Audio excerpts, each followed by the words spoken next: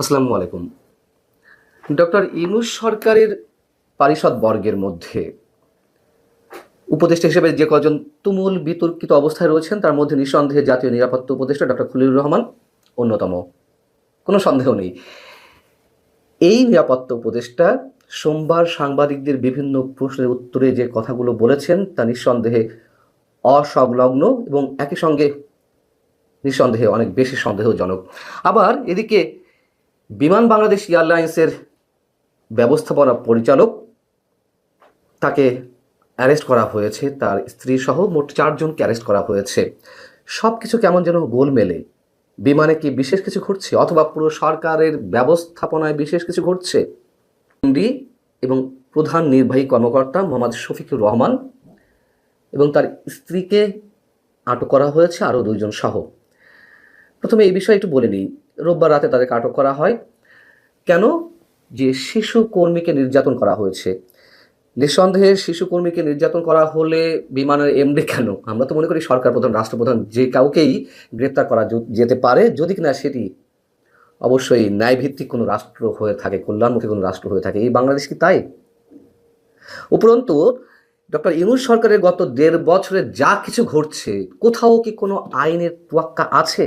আবারও বলি, শিশু কর্মী নির্যাতনের বিষয়টি নিঃসন্দেহে অমানবিক। আমরা চাই যেই এর সঙ্গে জড়িত থাকুক না কেন তাকে আটক করা হোক, বিচার করা হোক। কিন্তু এই যে এমডি শফিকুর রহমান, তিনি কাদের লোক?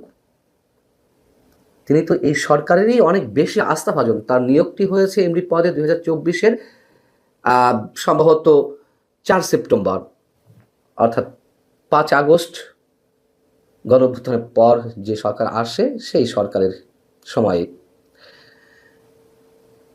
যেহেতু আইনের কোথাও কোনো তোয়াক্কা নেই, এত এত বড় বড় ঘটনা ঘটে যাচ্ছে, গণমাধ্যম থেকে শুরু করে 32 নম্বর জ্বালিয়ে পুড়িয়ে দেওয়া, মুক্তিযুদ্ধের স্মৃতি চিহ্ন ধ্বংস করে ফেলা, মব ভায়োলেন্স ইত্যাদি ইত্যাদি, বিচার ব্যবস্থাপনায় তুমুল সব বিতর্কিত কর্মকাণ্ড, মব ভায়োলেন্সের মাধ্যমে কোথাও কিছু নেই। কিন্তু গৃহকর্মী নির্যাতনের অভিযোগে রাতারাতি বিমানের এমডিকে তার স্ত্রী সহ আটক করে ফেলা হলো। আসলে কি ঘটছে আমরা একটা মিলিয়ে নেই। শুধু যে বিমানেই কিছু ঘটছে তা তো নয়, সরকারের প্রতিটি মন্ত্রণালয় তো এরকম অস্বাভাবিক সব কর্মকাণ্ড ঘটছে। যেহেতু বিমানের এমডিকে নিয়ে আলোচনার সূত্রপাত এবং জাতীয় নিরাপত্তা উপদেষ্টা ডক্টর খলিলুর রহমানকে নির্বাচনের মাত্র 25 থেকে 26 দিন আগে পরিচালনা পর্ষদে নিয়োগ দেওয়া হয়েছে, অর্থাৎ অন্যতম পরিচালক হিসেবে নিয়োগ দেওয়া হয়েছে। তখন থেকে প্রশ্ন করে আসছে, কেন একজন উপদেষ্টাকে কোনো সংস্থার পরিচালনা পরিষদের সদস্য হিসেবে নিয়োগ দেওয়া হয়? পৃথিবীর আর কোথাও কি এমন নমুনা আছে? নিঃসন্দেহে না। তাহলে তাহলে অনেক কিছু প্রশ্নই বেরিয়ে আসে। প্রশ্নের উত্তর আমরা জানতে পারি সোমবারই সচিবালয়ে, যখন আমাদের জাতীয় নিরাপত্তা উপদেষ্টা ডক্টর খলিলুর রহমান সাহেব পররাষ্ট্র মন্ত্রণালয়ে গেলেন পররাষ্ট্র উপদেষ্টার সঙ্গে বৈঠক করতে বিশেষ কোনো বিষয়ে। তখন সেখান থেকে বেরিয়ে আসার পর সাংবাদিকরা তাকে ঘিরে ধরলেন।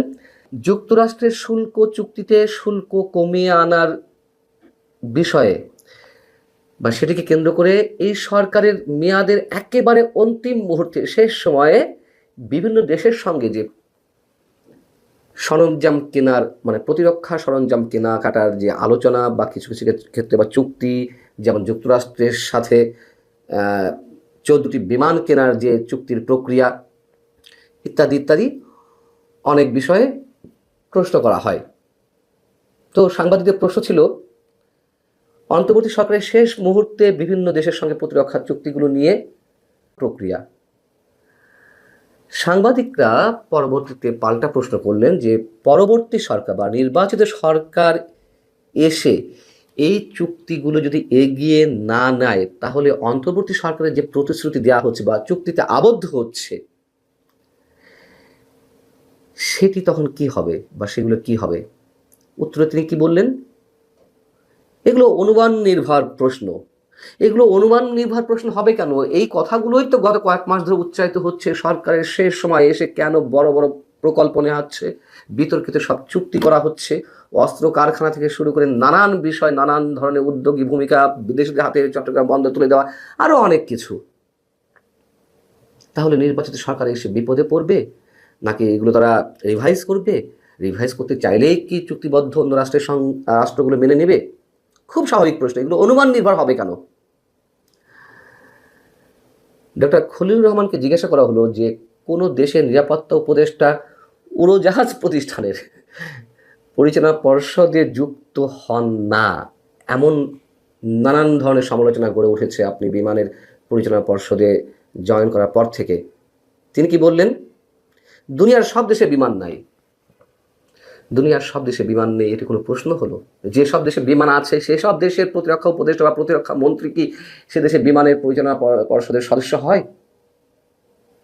কি ধরনের অসংলগ্ন কথাবার্তা! প্রত্যেকটা প্রশ্নের এগুলোই অনেক বেশি সন্দেহের সৃষ্টি করছে আমাদের। বিমানে তিনি যখন পরিচালক হিসেবে নিয়োগ পেলেন সম্ভবত জানুয়ারির 15 তারিখে, আর নির্বাচনটা হচ্ছে 12ই ফেব্রুয়ারি, 26 দিন আগে বলতে গেলে, তখনই তো নানান ধরনের প্রশ্ন উঠেছিল।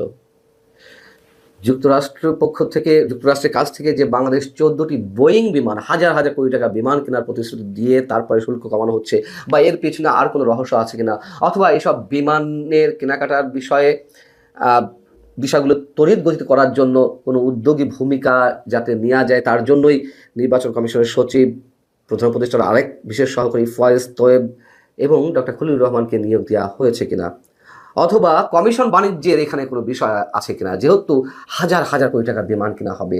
এর পাশাপাশি প্রতিরক্ষা সংক্রান্ত যে নানান সরঞ্জাম কেনাকাটার কথাবার্তা হচ্ছে, চুক্তি প্রক্রিয়া এগিয়ে যাচ্ছে, এগুলোর ভিতরে অন্য কিছু আছে কিনা। যেমন আমি যদি আপনাদেরকে উদাহরণ হিসেবে তুলে ধরি কিছু ঘটনা, চুক্তি সংক্রান্ত কিছু বিষয়। এই ডক্টর খলিলুর রহমান যখন জাতীয় নিরাপত্তা উপদেষ্টা পদে নিয়োগ পেলেন, একজন বিদেশি নাগরিক হয়েও ডক্টর ইউনূসের যথেষ্ট আস্থাভাজন ব্যক্তি হিসেবে শুরুতে প্রশ্ন উঠেছিল যে তার এই নিয়োগ প্রক্রিয়ার সঙ্গে সেনাপ্রধান যুক্ত আছেন কিনা, বা তিনি এই বিষয়ে অবগত আছেন কিনা।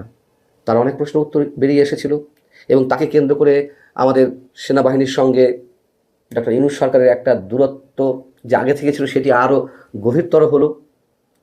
এবং যে বিষয়গুলো জানাতে চাই যে তিনি উপদেষ্টা হিসেবে নিয়োগ লাভের পরে ড্রোন কারখানা তৈরি নিয়ে চীনের সঙ্গে সরকারি পর্যায়ে চুক্তি, পাকিস্তান থেকে JF-17 থান্ডার যুদ্ধবিমান কেনা, চীন থেকে JF-C যুদ্ধবিমান কেনা, ইউরোপীয় কনসোর্টিয়াম থেকে ইউরোফাইটার টাইফুন যুদ্ধবিমান কেনা, দক্ষিণ কোরিয়া থেকে সাবমেরিন, তুরস্ক থেকে T-129 অ্যাটাক হেলিকপ্টার, যুক্তরাষ্ট্র থেকে ব্ল্যাক হক মাল্টিরোল হেলিকপ্টার, 650 কোটি টাকায় যুদ্ধজাহাজ বা নৌজা খালিদ বিন ওয়ালিদের সক্ষমতা বাড়ানোর মতো কাজগুলো হাতে নেয় অন্তর্বর্তী সরকার।